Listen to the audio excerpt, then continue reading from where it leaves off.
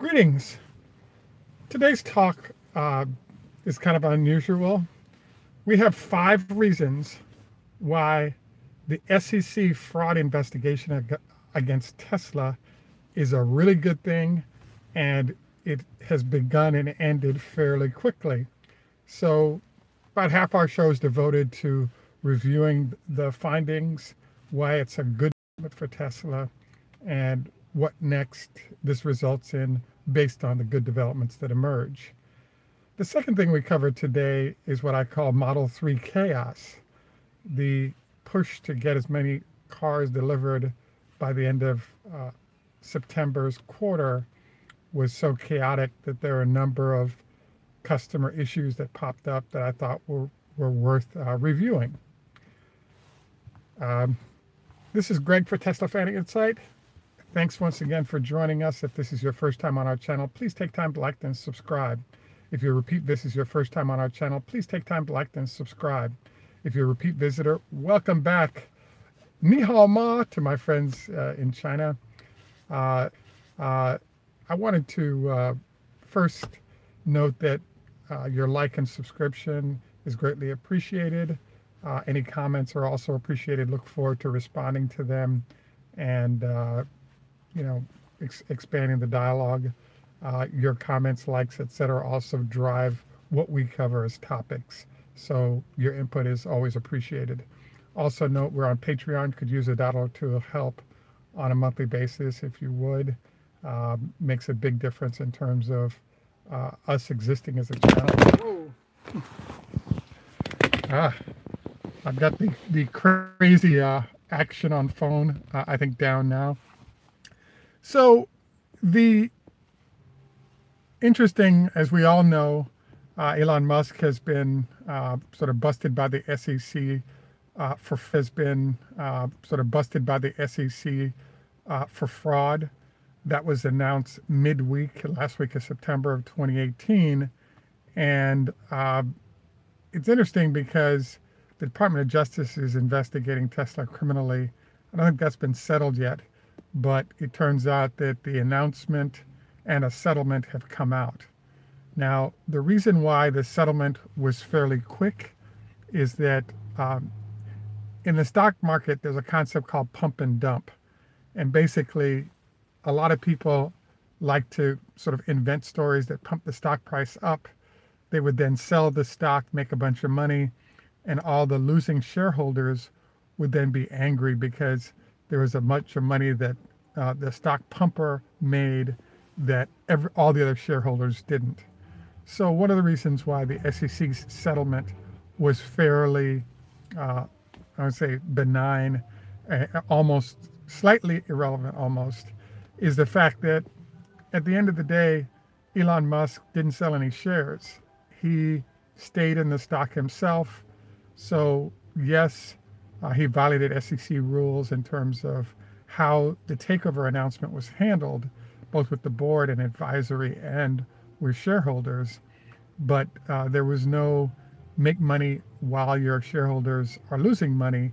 So therefore, it ends up being sort of a relative non-issue, and the settlement that's occurred sort of fits that narrative. Now, I wanted to cover today about 5 things that I thought were terrific out of the settlement that emerged. The biggest thing you'll notice is that Elon Musk's tweets now are a lot more civil and professional. I believe that, it's a great thing to finally have Elon under some control. As we know, he's had a lot of tweets on different topics that have been fairly unprofessional over time. But I really think that he's on notice now that he has the potential of no longer being involved in the management of the company as a possibility. And I think that it'll prompt him to introduce a more professional Elon to the process. Item number 2 is Elon has been removed as chairman or is stepping down as chairman and will only be the CEO of the company. I really think this is somewhat of a slap on the wrist because if you're the CEO of the company, you have way more power than the chairman. And it'll be interesting to see who they choose as the chairman of the company and if that person has any real power. Anybody that owns a controlling interest in a company like Elon does, I think really has the largest say in terms of what's going to happen. And if you add on to that the CEO slot as well, there's no doubt that he's firmly in control of the company still. But I do believe that he's a little bit shaken, and I think this is terrific. And the reason I think it's terrific, among my 5 reasons, is that a lot of our stories over time have covered the number of ways in which Tesla is completely unprofessional. And Elon, in essence, running the company like a mom and pop organization that it started at, while it's a 40,000, 50,000 employee situation, is I think, I just think it's a great development to have someone checking his power. The third reason why this is terrific is what I call the power check. Over the last 2 months since this issue popped up, there have been numerous calls in the press for Elon to step down or be fired by the board, et cetera, et cetera. And the reality is that he owns too many shares and cares too much about the company to actually push him out. He ain't going nowhere or doing anything that he does not feel like doing. And so the fact that, now he's on notice that the SEC is watching. He just paid $20 million of company money and his money in order to settle the SEC case against Tesla. I think this is terrific, again, because Elon has been avoiding many fundamental sort of professional management techniques from his Twitter account, not unlike Donald Trump. And as a result, he's put the company in jeopardy. He's consuming a lot of employee time to respond to crazy stuff that results in a waste of money.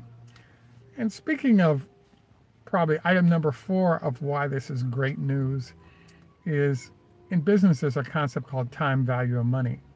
So, for example, if you work with a big lawyer at a big law firm, you'll notice that they actually bill in 6-minute increments for time.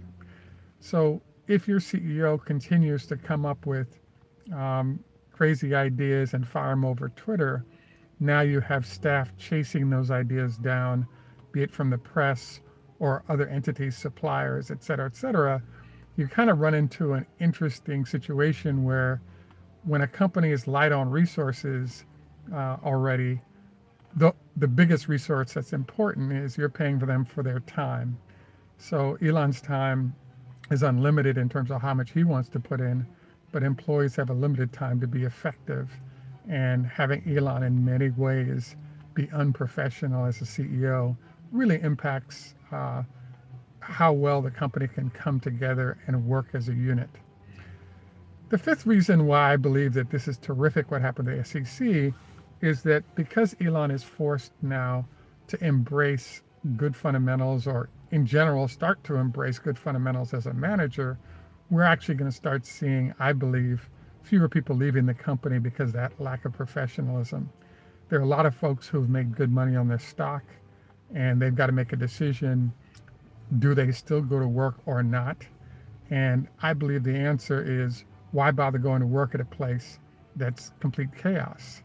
And so as the company stabilizes under sort of a new management process, under a new chairman, and we start to introduce professional management techniques in the process, I think this will result in a lot of seasoned executives sticking around. Let's not forget that every time you hire a new person, there's ramp time involved for that person to get acclimated in terms of all company policies, their relationship with the firms, and get down to work. So having churn all the time in senior management, it's one thing if they're going to another business for an improvement in what they're doing, but it's a shame to see great people that are well trained, that are effective within Tesla, having to leave quickly because the unprofessionalism is completely over the top. So again, I just think that the SEC settlement is done. The stock price or stock hit that occurred, I think, should be gotten back pretty quickly. We're about to find out production numbers as well as revenue numbers on that production from Tesla, and I think the numbers are going to be great. We also have new developments relative to what's going to happen for a number of key issues, like Grobon Engineering is finishing up the equipment required to make sure that we can get to 10,000 uh, battery packs a week, or 10,000 battery packs a day slash 10,000 cars a week coming out of the factory. This is terrific news because as these battery packs ramp in numbers, not only do Model 3 deliveries ramp up, but we also get an opportunity to see a bunch of new vehicles like the truck that we're all waiting on to really make a difference in terms of, how pollution is handled and really get after the mission statement that Tesla has in terms of impact. Now, as you know, I like to sort of find issues that are generally addressed by users, may not be heavily covered by others.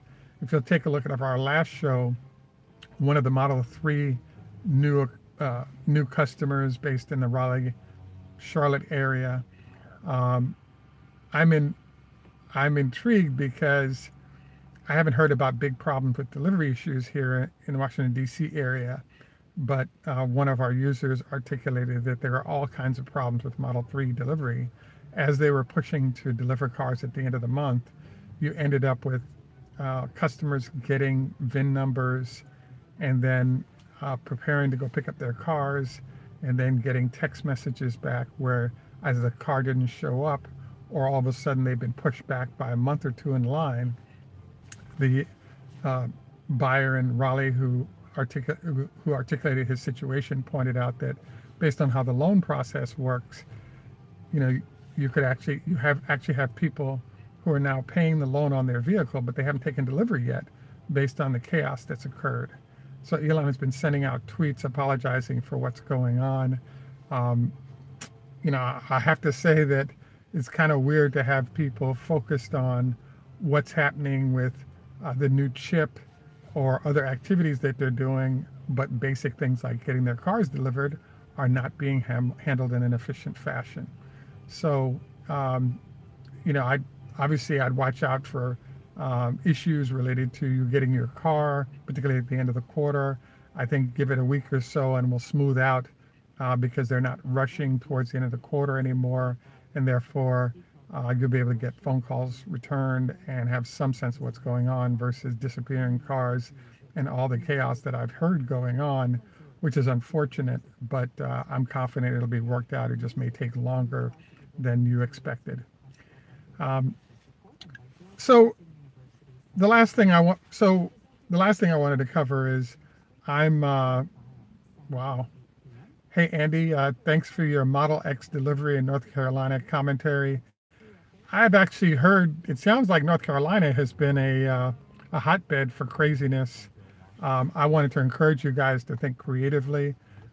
From what I've seen, the Tyson's Corner facility here in the Washington, D.C. area is only 4 hours from North Carolina, or most of North Carolina is between 2.5 and 6 hours from there. I've heard good things about both Atlanta and the DC facility. For some reason, North Carolina seems to be a problem area, so you guys may want to consider a bit of a drive and figure out, picking up your car there, to get better treatment. One last item that comes to mind is that as you see users referencing their types of vehicles, I wanted to encourage all of you to consider identifying, on Reddit or Model 3 owner clubs or other facilities, owners that might be able to give you input on how to best handle your vehicle. I know Tesla's doing, wow. Bob, thanks for the commentary. Bob just informed us that the typical dealer delivers 20 cars a day. The Tyson Corner facility delivered 130 cars yesterday, which is pretty awesome. Thanks for that update. That's a lot of cars moving through, and they definitely were on a rush to get through the end of the quarter. But I've been visiting the facility a lot, and it seems like it's pretty well organized. And we'll take some photos there and attach so that you guys can go to Tesla Fan Insight on Facebook and take a peek at what's going on over at Tyson's facility as we close out the quarter. We're at the point in the show right now where we typically wind down. Would love to get any questions you guys might want answered either during this show or the next. wanted to remind you that we actually, I just finished doing my 20 leg lifts. All you do is sit in your chair with your feet sitting on the floor, and then just lift your legs 20 times. If you can put a 5-pound weight on there, that's really helpful because it gives you more resistance, and it allows you to strengthen the quad muscles, locking your knees in and preventing issues like that might be associated with knee replacements and all that stuff, because you're strengthening that whole area. That came from a rheumatologist client of mine, and I think it's good advice. I'm about to take my fish oil supplement, omega-3, and also my multi. Just a few health tips that you guys might want to be aware of. A lot of our friends on here are doing straight vegan. I haven't made it there yet. I'm hoping to, but I'm gradually moving to less and less meat, particularly less red meat, and hunting for the health zone in that regard. I also wanted to note we're in the age of CPAP machines, so I was really surprised to learn a close friend of mine has a CPAP and is experiencing heart palpitations related to that. If you're in that sleep apnea zone, et cetera, with a CPAP machine, you really want to research that, because there can be a lot of consequences relative to sort of permanent incapacitation, i.e. heart attacks as a possibility that come from sleep apnea and the lack of oxygen getting to your heart, et cetera.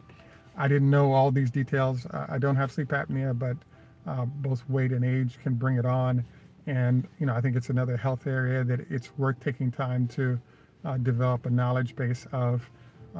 If you want to know if you have snoring / sleep apnea issues, there's a bunch of apps you can use that will actually track you while you're sleeping, so that you can listen to the app and hear whether or not you're actually having sleep apnea issues. I actually have an uncle who didn't know he had sleep apnea, but as soon as I heard him, having worked in a sleep research facility, it's very clear to me that he has sleep apnea, and it's worth sort of taking care of it, because it's something that could actually kill you, inability to get oxygen in, etc. This is, so we're sort of closing out here. Jerry Donovan, et al., thank you all for joining us live. I'm actually looking forward to any and all comments that you guys might have at the end of our show.